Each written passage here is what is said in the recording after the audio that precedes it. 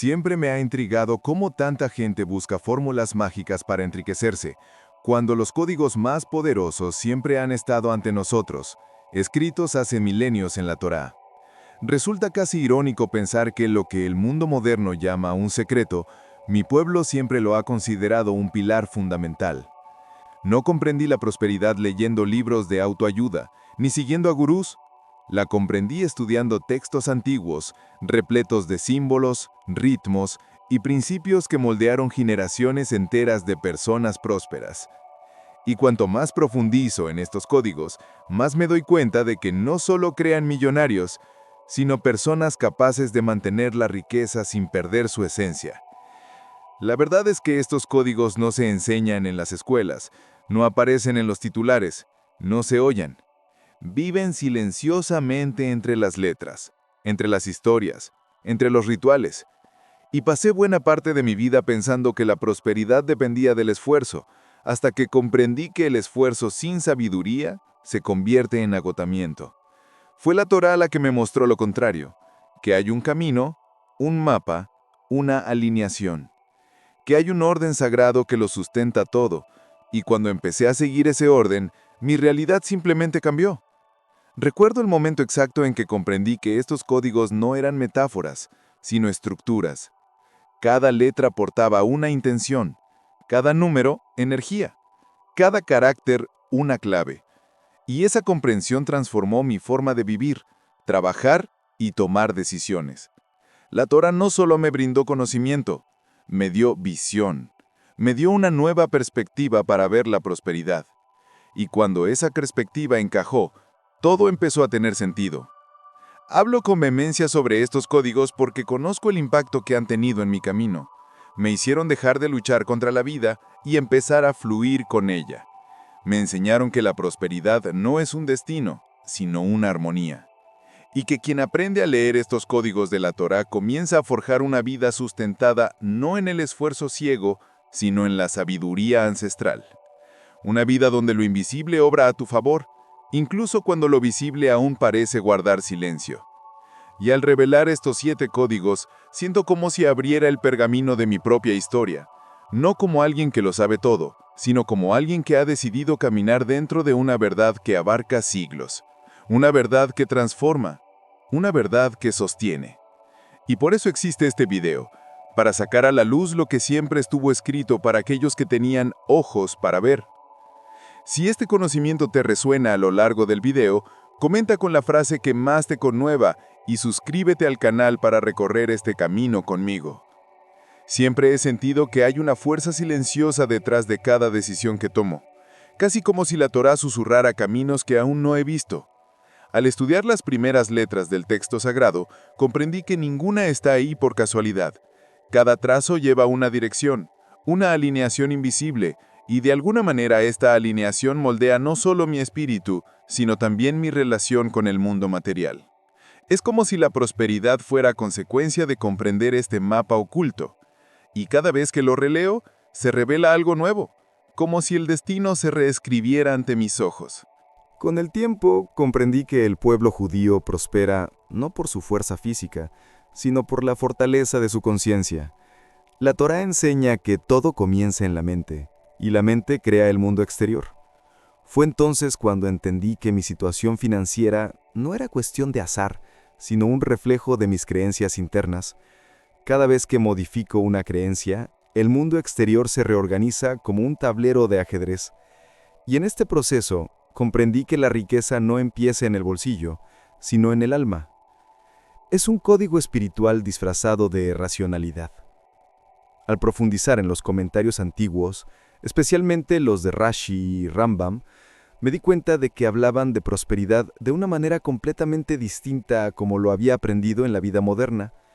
No hablaban directamente de dinero, sino de orden, propósito y coherencia interior.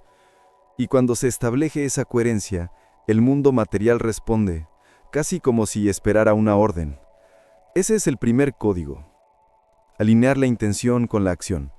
Cuando esto no existe, nada fluye. Cuando existe, todo llega. La Torá muestra que lo escrito da forma a lo vivido, y esto me hizo replantearme cómo organizo mis días, mis metas, mis rituales. Empecé a tratar cada nota, cada plan, como una especie de mini Torá personal. Todo con esmero, todo con propósito. Y me di cuenta de que cuando honro lo que escribo, la vida empieza a honrar mis pasos a cambio. No es misticismo, es constancia aplicada a diario. Es el código que abre la puerta a todo lo demás.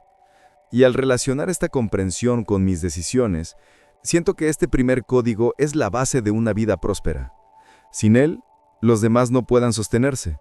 Es como el comienzo de un pergamino donde cada letra necesita estar viva. Y a medida que profundizo en esta comprensión, me doy cuenta de que aún existen capas ocultas, esperando ser descubiertas en el siguiente código. Siempre he sentido que Bereshit no es solo una palabra inicial, es una explosión silenciosa de energía creativa. Cuando leo ese primer término de la Torá, es como si se abriera un portal dentro de mí, recordándome que todo comienza mucho antes del inicio visible. Es la fuerza motriz, la fuerza que da dirección, que impulsa el alma a la acción. Y cada vez que conecto con esa energía inicial, me doy cuenta de que mis decisiones se vuelven más firmes, como si mi vida se realineara gracias a un motor invisible. Con el tiempo comprendí que la prosperidad no nace al ver los resultados, sino en el instante previo a cualquier acción. El judaísmo siempre ha valorado este primer impulso, esta chispa que precede al mundo material, y me di cuenta de que cuando honro este impulso, el universo empieza a responder de forma diferente. Es como afinar un instrumento antes de tocar la primera nota. Si el instrumento está desafinado, la música nunca será armoniosa, y en mi caso, esto siempre ha sido así. Lo más curioso es que al estudiar el Génesis, Bereshit, en las escrituras y los comentarios de los sabios, me doy cuenta de que esta palabra es un código de activación. Me recuerda que todo nuevo comienzo debe ser tratado con reverencia. Y así es como he llegado a ver cada nuevo proyecto, cada nueva oportunidad, cada nueva decisión como un génesis personal. Bereshit, que encierra el potencial de transformar por completo mi realidad, siempre y cuando respete esta energía inicial. Al aplicar este entendimiento en la práctica, me di cuenta de que mi energía inicial lo determina todo. Si empiezo algo con confusión, termino con frustración. Si empiezo con claridad, termino con crecimiento. Y esta visión transformó mi relación con el tiempo y el trabajo. Dejé de empezar automáticamente y comencé a hacerlo con intención. Es un pequeño detalle, pero en la tradición judía son los pequeños detalles los que sustentan los grandes milagros. Y esto empezó a moldear cada paso que doy. Y mientras profundizo en este código, me doy cuenta de que Bereshit no es una palabra para leer, es una palabra para vivir. Es una invitación a entrar en un flujo de creación consciente, donde nada es casual y todo tiene un propósito. Y a medida que esta energía se enciende en mi interior, siento que el siguiente código aguarda para profundizar aún más en este viaje. Siempre he comprendido que la verdadera prosperidad no se mantiene solo con esfuerzo, sino que se sustenta en alianzas. Y cuando hablo de alianzas, no me refiero a contratos humanos, sino a esa antigua conexión que abarca siglos, el Brit, el pacto entre el Creador y el pueblo judío. Desde muy joven, sentí que este pacto no es solo espiritual, moldea mi forma de actuar en el mundo, mis decisiones y mi percepción de la responsabilidad. Es casi como si cada una de mis acciones estuviera vinculada a algo superior al momento presente. Lo más importante es comprender que el pacto no promete comodidad, sino continuidad. Y eso cambió por completo mi perspectiva sobre la riqueza. Porque la riqueza no se trata de acumular, sino de sostener. Se trata de superar los buenos y los malos momentos y mantenerse firme. Siempre he observado a familias judías que han prosperado durante generaciones y me di cuenta de que su secreto nunca radicó solo en el dinero, sino en mantener este pacto interno. Viven con un sentido de misión que no se puede medir en números, y eso crea una base sólida e inquebrantable. Comencé a comprender que cada vez que falto a mi palabra, rompo mi propio pacto interno. Y cuando rompo ese pacto, nada en el mundo se mantiene. La Torá enseña que el compromiso es más valioso que el oro, porque el oro se pierde, pero el compromiso se renueva. Cuando honro mis decisiones, incluso las pequeñas, siento que algo invisible se organiza a mi favor. Es como si el universo buscara la coherencia para brindar coherencia. Y esto incluso influye en mi forma de trabajar. He llegado a ver cada proyecto como parte de un linaje, algo que necesita perdurar, madurar y perdurar. No quiero crear cosas que se deterioren con el tiempo. Quiero crear cosas que se conviertan en un legado. Y cuando pienso en legado, recuerdo a los antiguos patriarcas, que plantaban árboles para las generaciones futuras. No pensaban en el presente, pensaban en el pacto que trascendería el tiempo. Y esta conciencia me ha aportado una madurez que ha cambiado mi rumbo. Y en mi camino hacia esta comprensión, me doy cuenta de que la alianza es el vínculo invisible entre el propósito y la prosperidad. Es lo que sostiene lo que construyo, lo que evita caídas repentinas, lo que mantiene mi rumbo firme incluso en medio de las tormentas. Y al profundizar en esta comprensión, siento que el siguiente código comienza a revelarse, trayendo consigo un ritmo sagrado aún más profundo.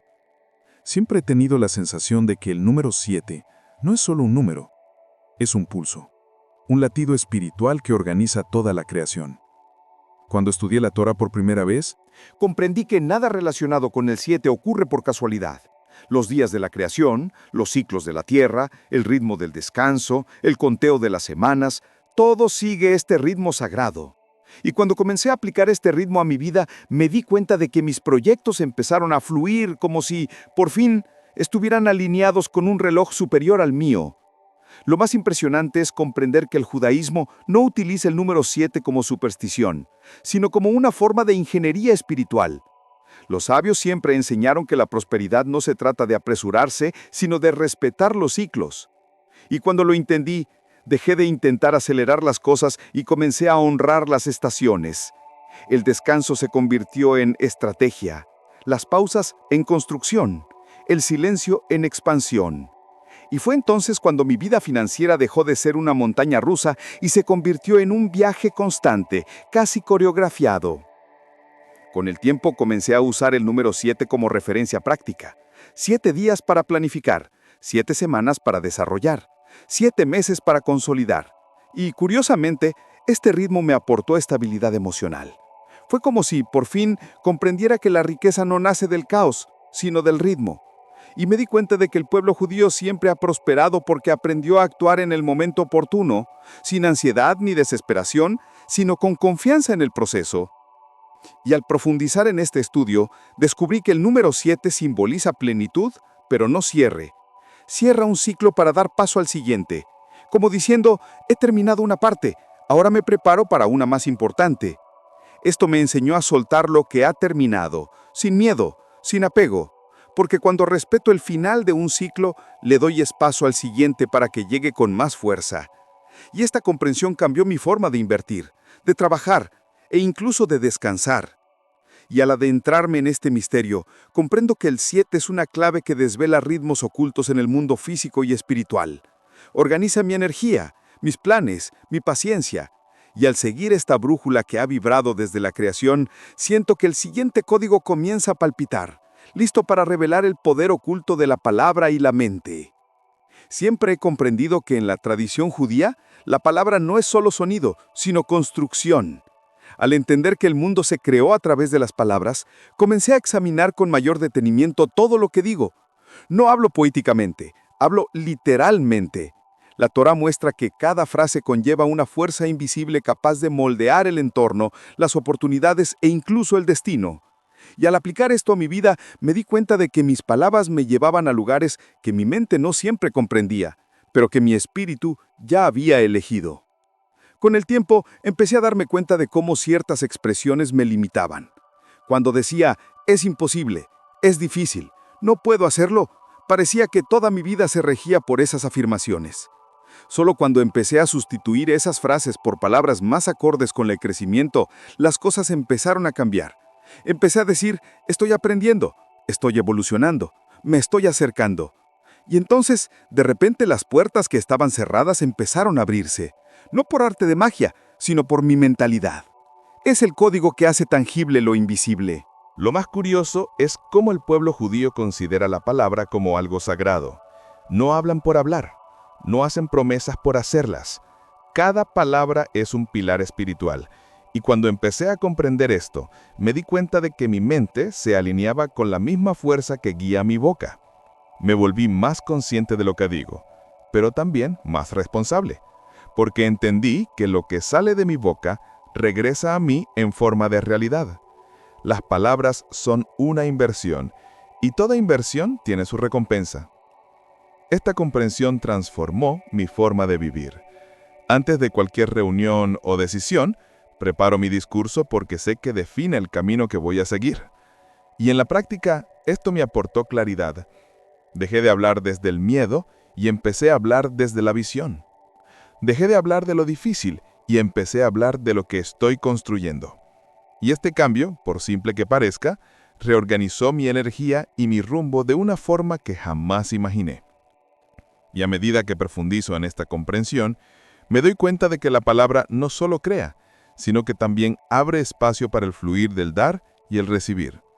Porque la palabra prepara el terreno, pero el siguiente código muestra cómo ese terreno comienza a multiplicarse.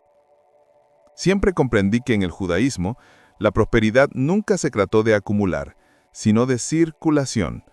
Al profundizar en su estudio, entendí que nada en la Torá permanece estático. Todo se mueve, todo fluye, todo regresa. Y este movimiento crea un ciclo natural donde el acto de dar no implica pérdida, sino expansión. Al principio me resultó extraño, pues crecí creyendo que dar disminuía, pero cuanto más vivía según este principio, más veía que dar se expandía. Comprender este ciclo cambió mi forma de manejar el dinero. Empecé a ver lo que doy como semillas, no como gastos. Y la verdad es que cuando sembré con intención, la vida empezó a responder con abundancia. No necesariamente en la misma moneda, pero sí en la misma energía. Recibí oportunidades, conexiones, caminos que jamás habría encontrado si hubiera estado paralizada por el miedo a perder. Es como si el universo me pusiera a prueba. Si confío, entrego. Si entrego, recibo. Lo curioso es que el pueblo judío siempre ha entendido la generosidad como una herramienta de sabiduría, no como un acto emocional. Dar no es impulsividad, es una estrategia espiritual. Y me di cuenta de esto cuando empecé a practicar pequeños actos de generosidad.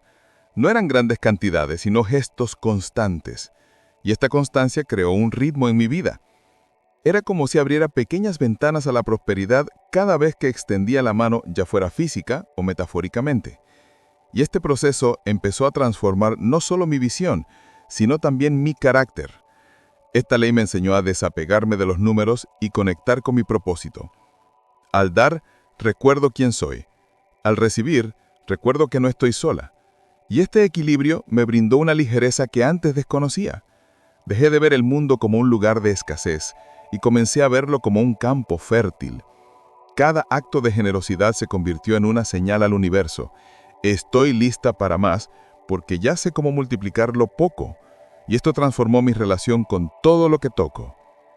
Y a medida que avanzo hacia esta comprensión, veo cómo el siguiente código comienza a tomar forma, trayendo consigo la sabiduría de José, aquel que dominó el arte de multiplicar, administrar y prosperar incluso en tiempos de crisis.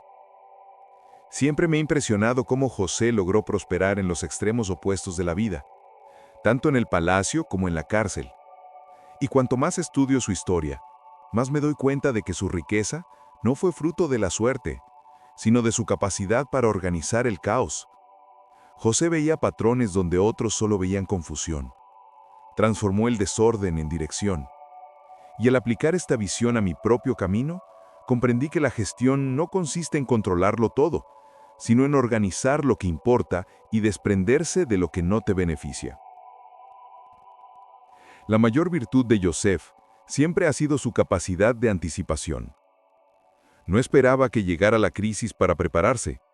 Leía señales, interpretaba sueños y comprendía los ciclos. Esta mentalidad ha transformado mi perspectiva sobre mis propios desafíos. En lugar de reaccionar ante lo que sucede, comencé a organizarme con antelación. Planifico antes de la urgencia, ahorro antes de la necesidad y construyo antes de la presión. Y esto me ha brindado una claridad que durante muchos años ni siquiera sabía que me faltaba. Cuando José interpreta el sueño del faraón, no solo predice escasez, sino que propone una estrategia. Y eso es algo que aplico a mi vida en todos los aspectos. No basta con identificar el problema, es necesario construir la solución con sabiduría y paciencia. He llegado a ver cada etapa de mi vida como José veía los años de abundancia y escasez. Ciclos que exigen actitudes, ritmos y decisiones diferentes. Y eso en sí mismo ha elevado mi nivel de madurez. Lo más impactante es que Yosef jamás perdió su identidad, ni siquiera al cambiar de entorno. Esto me enseñó que la verdadera prosperidad no depende del contexto, sino de la actitud. Cuando tocó fondo, se comportó como alguien destinado al liderazgo. Cuando alcanzó la cima, mantuvo la misma humildad que tenía en prisión. Y esto me hizo comprender que mi riqueza no crece con mi ego, sino con mi carácter. Esta comprensión transformó mi manera de trabajar y de relacionarme con el mundo. Y a medida que profundizo en este código, me doy cuenta de que Yosef no solo sobrevivió a las crisis, sino que prosperó en ellas.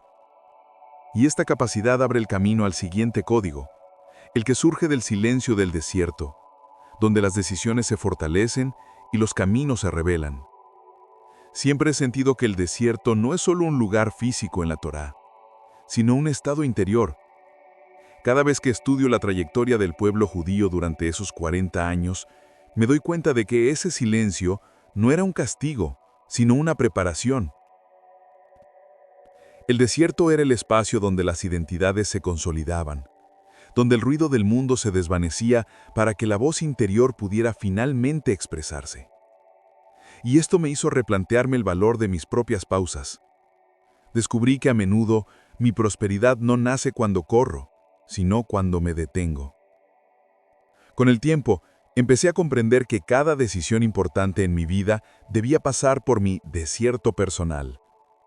Ese momento donde no hay riqueza, ni confirmación externa, ni aplausos, solo la verdad. Es incómodo, pero es ahí donde nace la claridad. La Torá muestra Que antes de la tierra prometida, siempre hay un periodo de transición. Y cuando aplico esto en la práctica, me doy cuenta de que esperar no es demorar, es una estrategia espiritual. El desierto no retrasa la promesa, nos capacita para recibirla. Aprendí que el silencio es un maestro que habla sin palabras. En el desierto, Moisés recibió instrucciones, indicaciones y códigos que cambiaron el curso de la historia. Y comprendí que, al permitirme entrar en este silencio, también recibo revelaciones que no tendrían cabida en el ajetreo diario. Es como si mi alma recobrara fuerzas, y cuanto más valoro este proceso, más me doy cuenta de que las decisiones tomadas con prisa fracasan, mientras que las tomadas en silencio prosperan. El silencio me ha ahorrado tiempo, energía e incluso dinero. Este código me enseñó a no confundir movimiento con progreso. Me sorprendí trabajando sin descanso, sin darme cuenta de que solo daba vueltas en círculos. Y cuando finalmente me detuve, todo encajó. La pausa me dio dirección, y esa dirección me dio resultados. Es curioso cómo la tradición judía siempre asocia el desierto con la revelación. La mente solo revela lo profundo cuando el ruido del mundo se silencia. Y esto cambió la forma en que priorizo mi propia salud mental. Y al profundizar en esta comprensión, me doy cuenta de que el desierto prepara para algo superior. Purifica los excesos, fortalece las decisiones, refina las intenciones. Y precisamente por eso, abre el camino al siguiente código, aquel que une el esfuerzo humano con la providencia divina, creando el equilibrio perfecto entre trabajo y abundancia. Siempre entendí que en el judaísmo, el trabajo no es solo una obligación, sino una forma de santificación. La Torá nunca separa lo espiritual de lo material. Muestra que el acto de trabajar puede ser tan sagrado como una oración, siempre que se haga con la intención correcta. Y cuando empecé a ver mi trabajo de esa manera, todo cambió. Dejó de ser una carga y se convirtió en un propósito. Dejó de ser agotador y se convirtió en construir algo. Es como si cada tarea, por pequeña que sea, estuviera conectada con algo más grande que yo.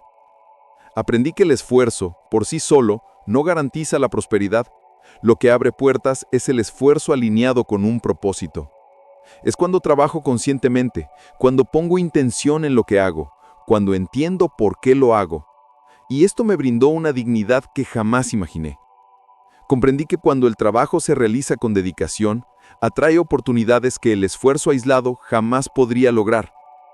El judaísmo siempre ha enseñado que el trabajo es una colaboración con lo divino. Yo hago mi parte y el Creador hace la suya. Con el tiempo, comprendí que trabajar en exceso no significa trabajar bien. La Torá valora el descanso porque sabe que la productividad sin equilibrio es destructiva. Y cuando empecé a respetar los descansos, mi mente se aclaró. Me di cuenta de que la providencia solo fluye cuando tiene espacio para actuar. Si intento controlarlo todo, nada crece. Pero cuando cumplo con mi parte con excelencia y dejo ir el resto, algo superior entra en juego. Este equilibrio me ha brindado resultados mucho más profundos que trabajar hasta el agotamiento. Este código me ha enseñado que el trabajo debe considerarse una ofrenda, no en el sentido religioso tradicional, sino como una entrega consciente. Ofrezco mi tiempo, mi talento, mi energía y a cambio recibo sabiduría, guía y sustento. Es un intercambio justo, pero solo se da cuando el corazón está en sintonía. Trabajar sin intención se convierte en una tortura. Trabajar con intención se convierte en un legado. Y este cambio ha transformado mi manera de abordar mi rutina, mis proyectos e incluso mis ambiciones. Y a medida que profundizo en este conocimiento, me doy cuenta de que todo este esfuerzo me prepara para el Código Supremo. Aquel que conecta, sustenta y explica todo. El Código Supremo que revela el verdadero origen de toda abundancia. Siempre he sentido que, tras todos los códigos, hay un principio superior que lo une todo: la conexión con la fuente. La Torá deja claro que la prosperidad no proviene de fórmulas, sino de la relación. Cuando estoy conectado, todo fluye. Cuando estoy desconectado, todo pesa. Y lo comprendí con tanta claridad que se volvió imposible ignorarlo. No importa cuánto trabaje, cuánto planifique, cuánto estudie, sin esta conexión, nada se sostiene. Es como intentar encender una lámpara sin electricidad. Con el tiempo empecé a comprender que esta conexión no solo se da en momentos de oración, se manifiesta en pequeñas decisiones, en pequeños gestos, en cómo trato a los demás, en cómo oriento. La conexión no es un evento, es un estado, y cuando la mantengo siento una fuerza silenciosa que guía mis acciones. Es como si el universo entero se alineara a mi favor, no por favoritismo, sino por armonía. La prosperidad es, ante todo, frecuencia. Este código me enseñó que la abundancia no se trata de cantidad, sino de calidad energética. Se trata de sentirme apoyada incluso cuando aún no veo resultados. Se trata de confiar en el proceso, incluso cuando el camino parece largo. La Torá muestra muchas veces que el Creador sostiene al pueblo no mediante su propia fuerza, sino a través del pacto, la fe y la conexión. Y cuando aplico esto a mi vida diaria, me doy cuenta de que mi confianza se convierte en la tierra fértil donde crecen mis logros. Comencé a comprender que la verdadera riqueza nace cuando dejo de depender por completo de mí mismo y empiezo a caminar en colaboración con algo superior. No se trata de abandonar las responsabilidades, sino de no cargar con el mundo solo. Y esta comprensión me brindó una ligereza que jamás había sentido. Cuando estoy conectado, las decisiones se vuelven más claras, los proyectos más sencillos y las oportunidades surgen de forma natural. Es como si la vida empezara a colaborar conmigo. Y al profundizar en esta conexión, me doy cuenta de que todos los códigos anteriores, el destino, Bereshit, el pacto, el número 7, la palabra, el ciclo, José, el desierto y el trabajo, solo cobran sentido cuando se activa este último, porque es lo que cierra el círculo y abre uno nuevo. Y es de aquí de donde surge la fuerza para escribir la introducción y entrelazar todo este conocimiento en una sola narrativa. Al profundizar en cada uno de estos códigos, siento que revisito no solo la sabiduría de mis ancestros, sino también la fortaleza que guía cada paso de mi propio camino. Estos principios no nacieron para impresionar, sino para transformar. Y si alguna frase de este texto te conmovió profundamente, por favor, déjanos un comentario abajo. Así es como las palabras cobran vida, así es como resuenan y se fortalecen. Al final comprendo que la prosperidad no se trata de tener, sino de ser, de estar alineado, de ser consciente, de ser responsable, de estar conectado con la fuente que sustenta todo. Y cuando esta verdad se enciende en nuestro interior, la abundancia deja de ser una promesa y se convierte en un camino. Un camino que comienza invisiblemente, pero que termina iluminando todo a su alrededor.